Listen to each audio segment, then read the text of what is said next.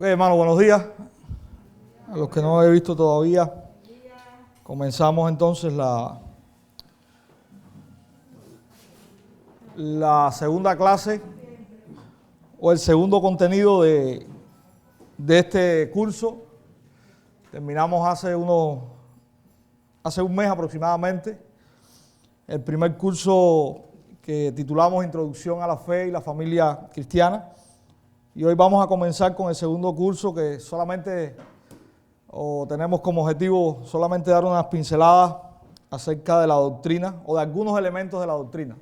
Porque hablar de la doctrina que sostenemos es muy amplio. Y queremos solamente tocar 13 temas en concreto. Y lo vamos a estar haciendo quizás en unas 20 semanas. Porque sabemos que hay temas que vamos a abordar que no vamos a poder cubrir en una sola clase. Así que vamos a estar quizás por unas 20 semanas tocando estos 13 elementos o puntos de nuestra doctrina y no vamos tampoco a profundizar en ellos, sino que vamos a dar, diríamos, una pincelada de cada uno de ellos. Hoy vamos a comenzar con una introducción a la Biblia. Ese es el primer tema que vamos a tener. Y vamos a leer ahí en la Escritura, en la segunda carta del apóstol Pablo a Timoteo, los versos desde el capítulo 3, los versos del 15 al 17. Segunda epístola de Timoteo, capítulo 3, versos del 15 hasta el 17. Capítulo 3, versos desde el 15 hasta el 17. Segunda de Timoteo. Capítulo 3, versos del 15 al 17.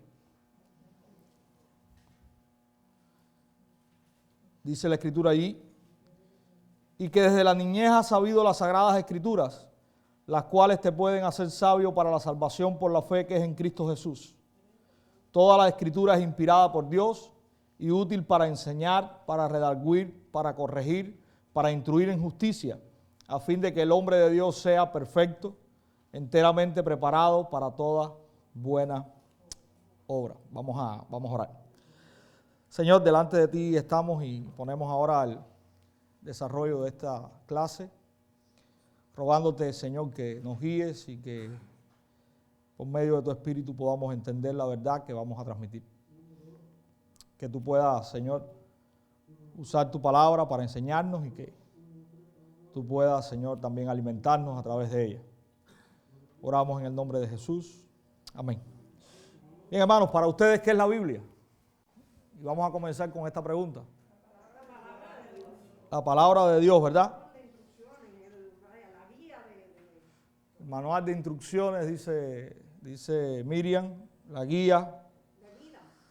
Okay, y en esencia, ese pudiésemos decir, es el concepto básico. ¿Qué es la Biblia? Bueno, la Biblia es la palabra de Dios. Y esa palabra de Dios tiene características. ¿Cuáles serían algunas de ellas? Es una palabra que ha sido inspirada, es verdadera o es verdad, es inerrante.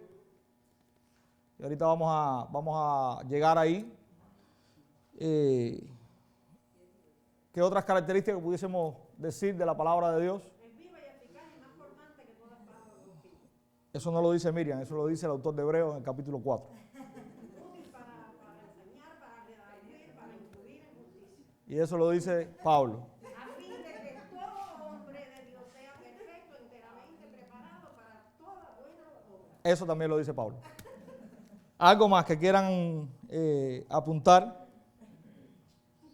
Bueno, la palabra de Dios también podemos decir que es infalible y también sobre eso vamos a hablar un poquito. Quizás hoy, quizás el domingo próximo. La Biblia es considerada por muchos una biblioteca, ¿verdad? Y es considerada por muchos una biblioteca porque contiene en su interior ¿cuántos libros? ¿Cuántos? 66 libros. 39 en el Antiguo Testamento y ¿20 cuánto? ¿20 cuánto? 27. Y 27 en el Nuevo Testamento. Y esta estructura o esta distribución es para nosotros en las distribuciones que tenemos en español. Si usted tiene en sus manos un Antiguo Testamento hebreo, usted se va a dar cuenta de que tiene menos libros.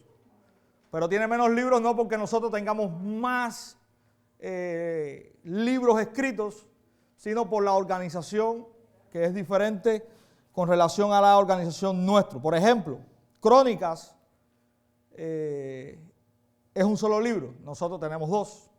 Samuel es un solo libro, nosotros tenemos 2.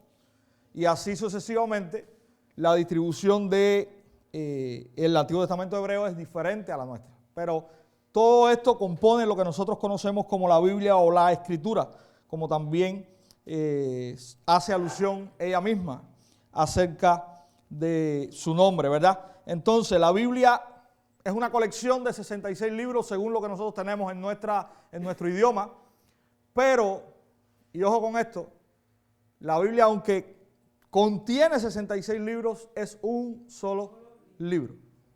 Porque tiene, ¿qué cosa? Un solo tema, un solo mensaje. Cuando hablamos del núcleo, cuando hablamos de el énfasis o la idea que el autor quiere transmitirnos, nosotros podemos ver que hay un solo eje conductor que va caminando a través de estos 66 libros. Y la Biblia es la revelación de Dios, y este es otro concepto que nosotros vamos a estar viendo, y este sí lo vamos a estar viendo en unos momentos, de Dios para el hombre.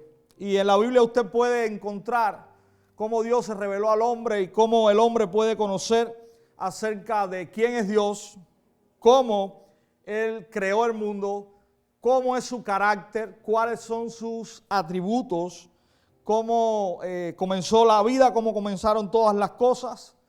Y también podemos saber por esta revelación que Dios ha traído a nosotros cuánta es nuestra corrupción y cuánto también es su amor. Vamos hoy a estar en 4 conceptos fundamentales que cuando hablamos de doctrina con relación a la Biblia tenemos que tocar de alguna manera. Es el concepto de revelación, o vamos a estar en el concepto de revelación, en el concepto de iluminación, en el concepto de inerrancia y también en el concepto de inspiración.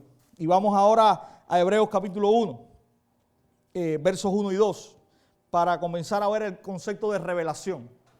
Dice allí la palabra del Señor: Dios, habiendo hablado muchas veces y de muchas maneras en otro tiempo a los padres por los profetas, en estos postreros días nos ha hablado por el Hijo, a quien constituyó heredero de todo y por quien asimismo hizo el universo.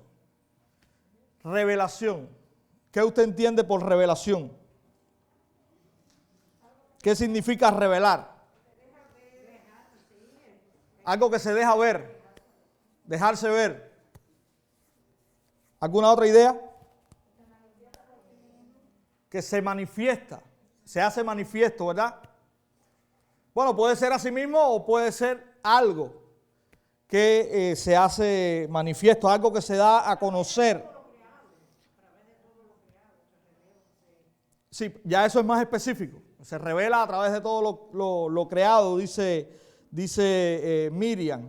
Y el concepto, cuando hablamos de específicamente la revelación bíblica, estamos hablando de algo que el velo es corrido y queda manifiesto, ¿verdad? Revelar es como quitar el velo o correr el velo para nosotros poder ver. Es dar a conocer algo que no se conocía antes. Y Pablo muchas veces cuando habla en Efesios habla de un misterio.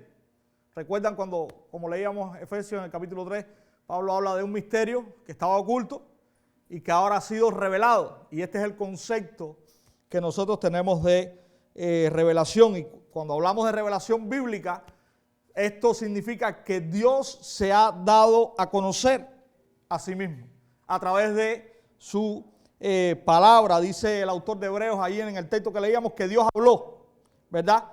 Era Dios quien estaba hablando a los patriarcas, era Dios quien estaba hablando a los profetas. Y en estos últimos días dice el autor de Hebreos que nos ha hablado a través de ¿quién? De su Hijo. Él ha hablado nuevamente ahora, según el autor de Hebreos, por medio de su Hijo. Los evangelios es Dios hablando a través de la boca de su Hijo. Cuando llegamos al libro de Hechos y en todo el resto del Nuevo Testamento, nosotros vemos a hombres que están proclamando precisamente el mensaje de ¿quién? Del Hijo, ¿verdad? El Hijo habla en los evangelios, la iglesia habla acerca del Hijo, el mensaje del Hijo en todo el resto del Nuevo Testamento. ¿Y qué nosotros hacemos hoy? Hacemos lo mismo, ¿verdad? Hacemos lo mismo. Como iglesia continuamos hablando el mensaje del Hijo. Entonces, tenemos en el Antiguo Testamento a Dios hablando y a Dios revelándose. En el Nuevo Testamento tenemos al Hijo que está revelando a Dios. Y hoy tenemos a la iglesia que está proclamando la revelación de Dios por medio de su palabra, ¿verdad? Esto es lo que nosotros tenemos hoy. Hay dos tipos de revelación y esto también es importante. Tenemos la revelación natural y la revelación especial. Y tenemos alumnos aventajados también en la clase, ¿verdad? Ahí está la razón. Es que hay muchos que están sentados aquí que ya de alguna manera comenzaron este curso. Cuando hablamos de revelación natural, ¿de qué estamos hablando? Los que ya estuvieron anteriormente.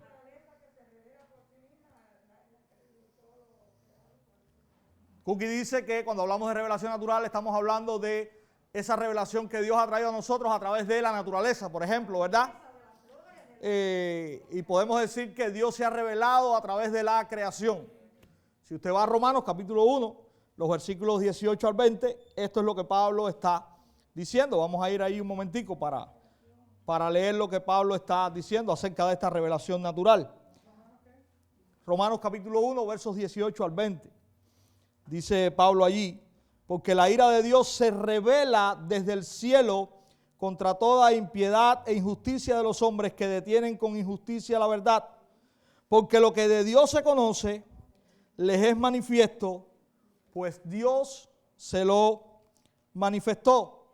Y Romanos también nos habla acerca de otra manera en que nosotros tenemos esa revelación natural. Cuando usted va al capítulo 2, dice que también a través de la conciencia del hombre, Dios se ha revelado. ¿Cómo el hombre sabe lo que es malo o lo que es bueno? No estamos hablando ahora de los creyentes, estamos hablando de un hombre. Ok, ¿cómo sabemos lo que es bueno y lo que es malo? ¿De dónde sacamos eso? ¿Dónde está la ley moral esa? ¿Dónde la aprendemos? Si dice Miriam que aún los niños que quizás no han ido ni a la escuela, ya cuando hacen algo que saben que no es bueno, o lo justifican o se esconden. ¿De dónde sacamos eso?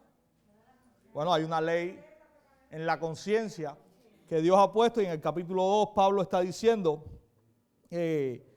dice Pablo hablando de los gentiles, porque cuando los gentiles que no tienen ley hacen por naturaleza lo que es de la ley, estos, aunque no tengan ley, son ley para sí mismos, mostrando la obra de la ley escrita ¿en qué? En sus corazones, dice Pablo allí, dando testimonio su conciencia y acusándoles o defendiéndoles sus razonamientos. Entonces, aun cuando los hombres no conozcan a Dios personalmente, Dios ha puesto la ley en sus corazones y en su conciencia. Y aún los gentiles, dice Pablo, cuando hacen cosas que están de acuerdo o no conforme a la ley, es porque hay una conciencia en ellos que les acusa, ¿verdad? Y esto es también parte de la revelación natural de Dios al hombre. ¿Cuál será el propósito de esta revelación natural?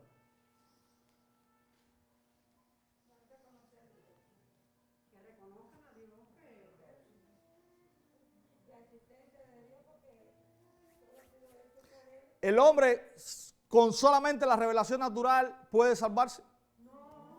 ¿Por qué no? ¿Por qué? Porque el hombre natural no discierne las cosas espirituales. ¿Por qué no? Tiene que tener la revelación especial. La salvación es a través de Cristo nada más. Porque el modo en que un hombre se salva no es por medio de la revelación natural. ¿Okay? La revelación natural nos dice, hay un Dios que hizo todo esto que vemos, ¿verdad? Cuando usted lee el Salmo 19, ahí está el esplendor de la creación, ¿verdad? Pero la revelación natural no es suficiente para que el hombre se salve. Porque en los elementos que involucran la revelación natural no está el método o el modo o la vía o el camino por el cual el hombre se salva. Y entonces usted puede decir, bueno, ¿y para qué me sirve entonces? ¿Para qué nos sirve la revelación natural? ¿Cómo podemos glorificar a Dios si no le conocemos? ¿Para qué nos sirve? Sí. Bueno, para empezar a conocer a Dios y después cuando su visión espiritual sea limpia y pueda abrir sus ojos, aceptar la arrepentirse de su pecado, falta mucho camino por allí. Entonces, pero ¿cómo ese hombre comienza a conocer a Dios? Porque no entiendo ahí un poco lo... Buscando en su palabra que lea. Pero la predicación del Evangelio no es parte de la revelación natural. Es que lo primero que se hace, bueno, según aquí no,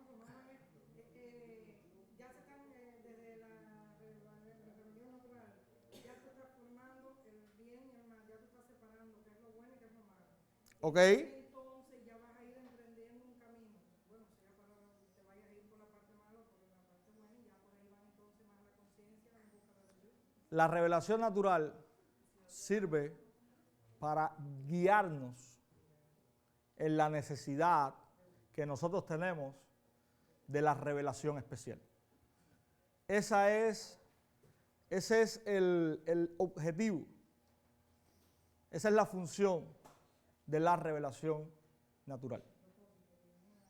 No es la salvación, es guiarnos al objeto de la salvación. Entonces, ese es el objetivo, esa es la función de la revelación natural. La revelación natural nos dice, hay un Dios, Dios existe, pero nosotros continuamos siendo malos, ¿verdad?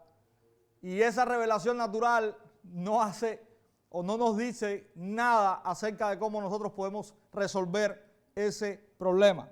Ahora, por eso tenemos la revelación especial. ¿Qué cosa es la revelación especial? ¿Cuáles son los elementos que componen la revelación especial? Hay dos fundamentales. La palabra de Dios es uno, ¿y cuál es el otro?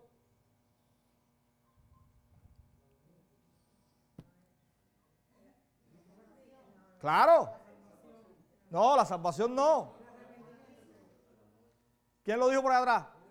Jesucristo. Jesucristo. No está en la revelación natural, está como parte de la revelación especial. Tenemos la palabra de Dios y ahorita hablábamos acerca de la revelación. Dios se ha revelado a sí mismo, al hombre, por medio de muchas cosas en el Antiguo Testamento. Y ahora tenemos la Escritura y tenemos el conocimiento de Cristo. Son los dos elementos fundamentales que nosotros tenemos en la revelación especial. Y esta sí es suficiente, ¿verdad?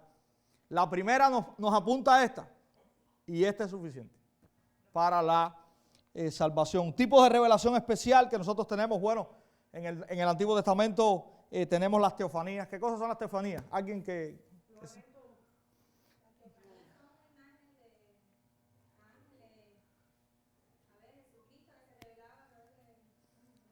ajá, a ver.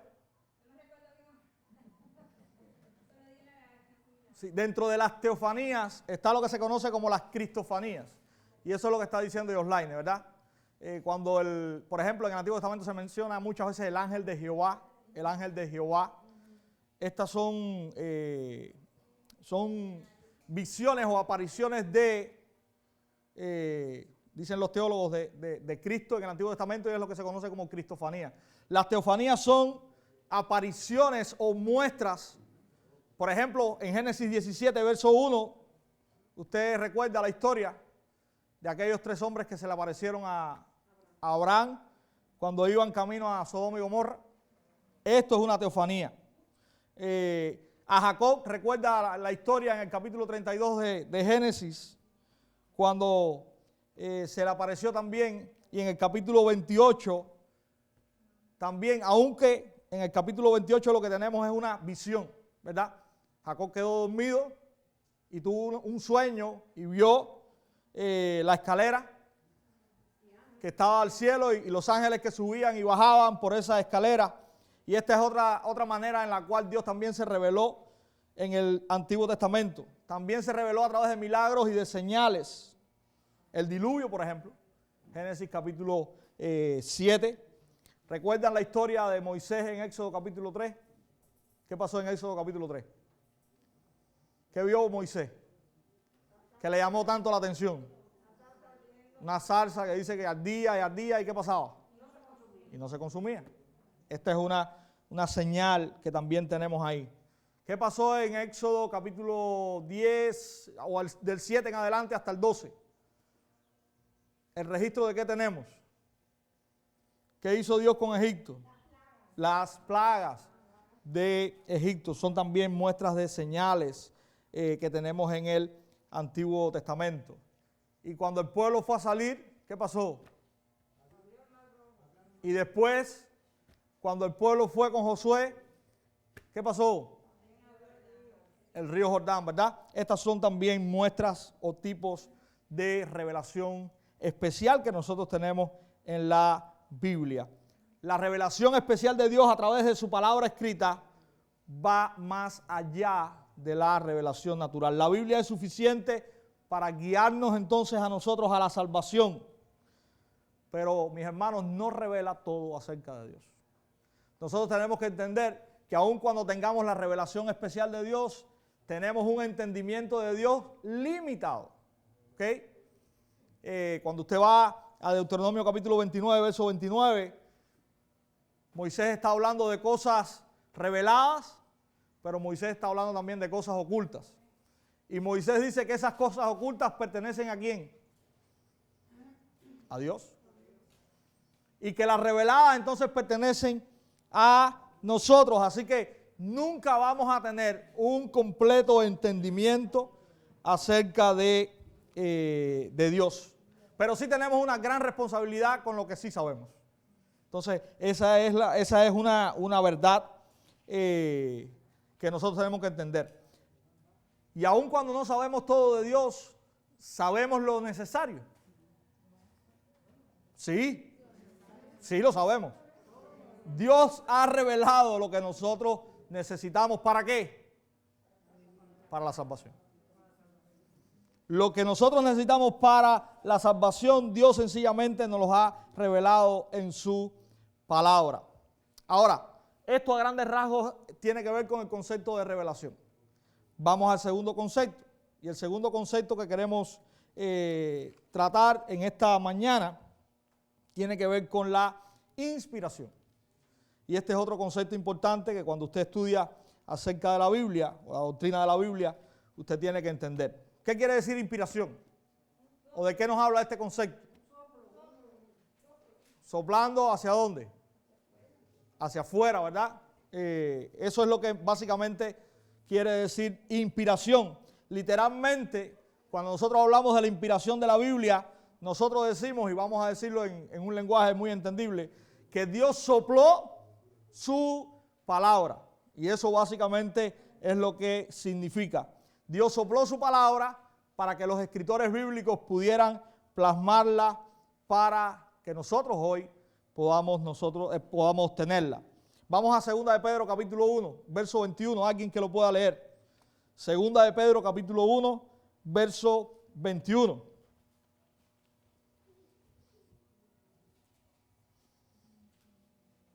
Porque nunca la profecía fue traída por voluntad humana, sino que los santos hombres de Dios hablaron siendo inspirados por el Espíritu Santo. nunca la profecía fue traída por voluntad humana, sino que los santos hombres de Dios hablaron inspirados ¿por quién? Por el Espíritu Santo. Es decir, el Espíritu Santo fue quien guió a los autores bíblicos a plasmar lo que Dios quiso que nosotros conociéramos de Él, o la revelación que Él quiso dar al ser humano. Dios habló a través de los hombres o de hombres para escribir sus palabras. Nosotros tenemos un libro que fue escrito en un periodo de cerca de 1500 a 1600 años. Ese es el periodo que tomó escribir todos los libros que componen hoy lo que es la Biblia. Tenemos 40 autores diferentes. Tenemos médicos, tenemos personas que araban la tierra, como en el caso de Amós. Tenemos reyes, tenemos de todo tipo de autores, ¿verdad? Pero nosotros tenemos un autor principal que es el propio Dios. Nosotros actualmente no tenemos ningún manuscrito original. Yo no voy a entrar ahora en este tema, pero es muy difícil con los materiales que se usaban para escribir la Biblia, sobre todo en el Antiguo Testamento, que estos materiales perduraran. Es por eso que estos libros tenían que ser una y otra vez copiados, ¿verdad? Porque el papiro, que era el material usado, es básicamente una planta. Y esa planta se procesaba y de ahí es de donde sale la palabra que nosotros conocemos como papel, ¿verdad? Esa es la traducción al español de la palabra que nosotros tenemos como papel. Y por eso nosotros tenemos en el Antiguo Testamento copistas, que eran personas que reproducían vez tras vez los libros. Cuando llegamos al Nuevo Testamento, ya tenemos entonces los pergaminos, que ya ahora tenemos pieles de animales, era un material más duradero, pero aún así, hace cerca de 2000 años que la Biblia quedó escrita y ya hoy nosotros no tenemos manuscritos originales. Pero cuando nosotros hablamos de la confiabilidad de la Escritura en base a la ciencia, nosotros podemos decir que la Biblia es el libro más confiable que existe actualmente. ¿Por qué? Porque los manuscritos que nosotros tenemos hoy son tan cercanos a la fecha cuando se escribieron que los hacen los más cercanos que tenemos en todo el mundo con relación al original. Hoy, por ejemplo, nadie pone en duda que Homero escribió la Ilíada, pero el manuscrito que existe hoy de la Ilíada, con relación a la fecha en que supuestamente Homero la escribió, tiene, no recuerdo ahora la cantidad de años. Sin embargo, en el descubrimiento de los rollos del Mar Muerto, nosotros tenemos ahí prácticamente todo el Antiguo Testamento. Y data de una fecha, creo que 100 y tantos años después de Cristo. Es decir, no hay tanta diferencia entre que se escribió el original a la copia que nosotros tenemos hoy. Y lo más interesante, cuando usted pone o contrapone eso que se encontró con lo que usted tiene en su Biblia impresa en el 2010, es exactamente igual. Solamente hay algunos cambios en nombres, que la etimología del nombre cambia un poquito, pero es increíblemente exacto lo que nosotros tenemos en nuestras manos hoy, cuando usted tiene una Biblia impresa de quizás del año 2010. Entonces, la Biblia es el libro científicamente más seguro con relación a lo que tenemos en las manos con las fuentes originales. Esta es algo que nosotros tenemos también que conocer. El Antiguo Testamento tiene o está escrito en dos idiomas fundamentales, la mayoría de él en hebreo, un hebreo que ya hoy no se habla, pero está escrito en hebreo, y también algunos pasajes están escritos en arameo. Esto se conoce como una lengua muerta, ¿verdad? No se habla. Por ejemplo, Daniel del 2 al 6 está escrito en arameo, algunos textos en el libro de Esdras también está escrito en esta lengua. Ahora, cuando llegamos ya a la era del Nuevo Testamento, este Antiguo Testamento en hebreo fue traducido al griego y hay una versión que se conoce como la Septuaginta, y esto representa un número romano que es el número 70. Y básicamente lo que se hizo fue traducir el Antiguo Testamento al idioma griego, que era el idioma usado en aquel momento. Esto fue traducido de ahí viene el número 70, por 70 ancianos judíos. Y también además tenemos todo el Nuevo Testamento, que está escrito en griego, y vamos a decir, un griego específico, decirlo de alguna manera, que es el griego koiné, y también tenemos algunos textos en arameo. Por ejemplo, cuando usted ve a Jesús diciéndole a la niña, levántate, ¿cómo usted lo tiene registrado en su Biblia?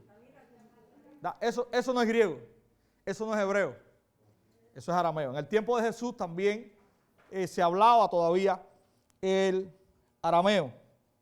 El Antiguo Testamento y el Nuevo Testamento, y ahí está bien usada la palabra testamento, y esta palabra en el latín significa básicamente lo mismo que nosotros tenemos en español, un acto de última voluntad, pero realmente podemos usar mejor pacto.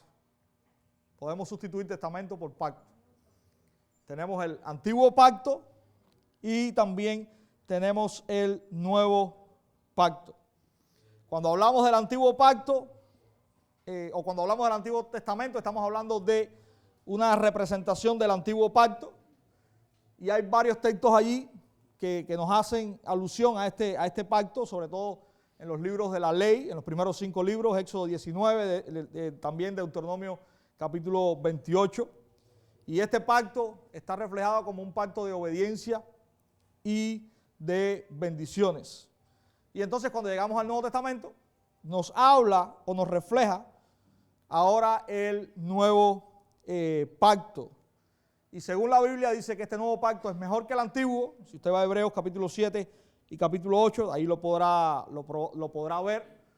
Nos dice también el autor de Hebreos en el capítulo 8 que el antiguo pacto ya no está vigente o no tiene efecto, pues el nuevo es el que está vigente. Nos dice también la Escritura que este nuevo pacto es a través de la sangre de Cristo. Lucas lo está diciendo ahí en el capítulo 22 de su Evangelio. Y también vemos que este nuevo pacto ahora, según Pablo en 2 Corintios 3, no es en la ley, sino que es un pacto que es en el Espíritu, ¿verdad? En el día de hoy también contamos, hablando de este concepto, contamos con muchas traducciones, y si algo nosotros tenemos que darle gracias a Dios porque nosotros tenemos la Biblia, ya no tanto, no solo en hebreo o en griego, sino que la tenemos en nuestra lengua, ¿verdad? En el español, aun cuando poder entender la Biblia en los idiomas originales es bueno para aquellos que la estudian y que quieren profundizarla, es necesario, no solamente bueno, pero sabemos las limitaciones lingüísticas o de idioma que nosotros podemos tener, y es una bendición poder tener hoy la Biblia en nuestro idioma. Siempre recomendamos tener una Biblia que pueda usar un lenguaje claro, y a mí me gusta mucho, por ejemplo, la Nueva Traducción Viviente. Es una de las versiones que más me gusta. Me gusta también la Nueva Biblia de las Américas. Yo sé que no abunda mucho en Cuba ahora mismo, pero son dos de las traducciones que más me gustan. Si podemos tener una traducción bastante literal o lo más literal posible de la Biblia, también es algo que es bueno. Pero en resumidas, podemos darle gracias al Señor porque tenemos la Biblia en nuestro idioma, ¿verdad? Entonces, esto es a grandes rasgos, muy rápido, lo que tiene que ver con inspiración, y vamos a terminar aquí para no cortar entonces el tercer concepto, que sería iluminación. Vamos a dejar entonces el concepto de iluminación y el concepto de inerrancia y de infalibilidad también para el próximo domingo. ¿Alguna pregunta que quieran hacer? ¿Alguna duda de lo que hemos visto? Hermano, como les decía, esto es a grandes rasgos. Cuando usted estudia ya a otro nivel académico, estos conceptos, esto que nosotros vamos a ver en 2 clases, es una asignatura en un seminario. Pero bueno, solamente vamos a estar tocando estos elementos generales, pero que también son importantes para nosotros conocer. Así que si no hay duda, no hay preguntas, nos vemos entonces el próximo domingo para terminar esta primera lección acerca de la Biblia.